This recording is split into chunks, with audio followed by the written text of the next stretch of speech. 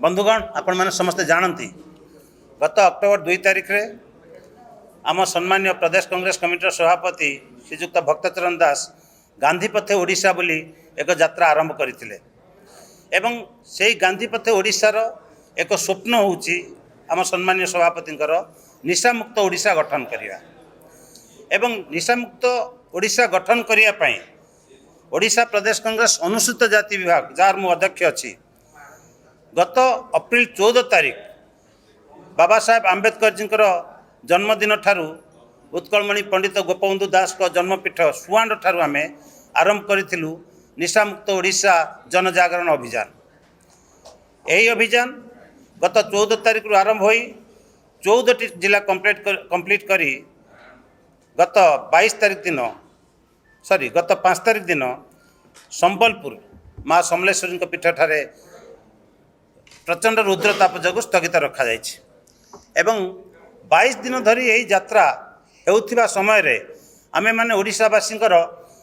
समस्त जिले में मतामत नेउथिलु एवं पाखापाखि 250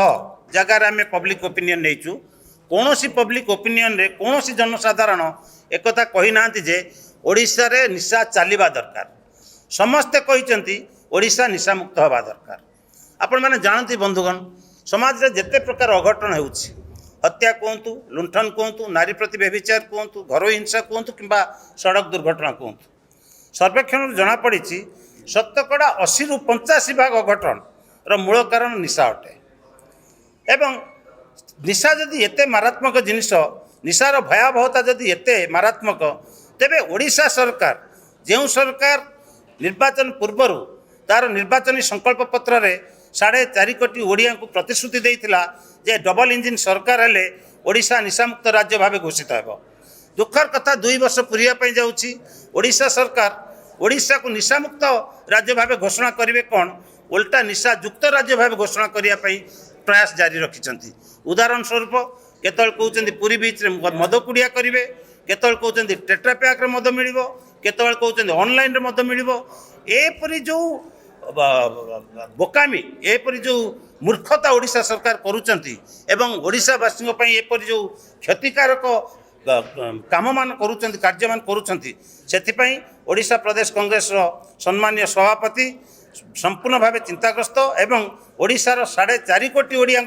यह एक दुर्भाग्यजनक निष्पत्ति तेणु सरकार उपर चाप पकड़ापी 4.5 कोटी ओडिया को सचेतन करने आमे माने निशामुक्त ओडिशा जनजागरण अभियान आरंभ करूँ। वर्तमान संबलपुर पाखु आम सारी सामयिक विराम देचु प्रचंड रुद्रताप टिके खरा कमिले ग्रीष्म कमिले आम पुणी थे आउ जो 16 जिला रहा से जिला गस्त करी समस्त 314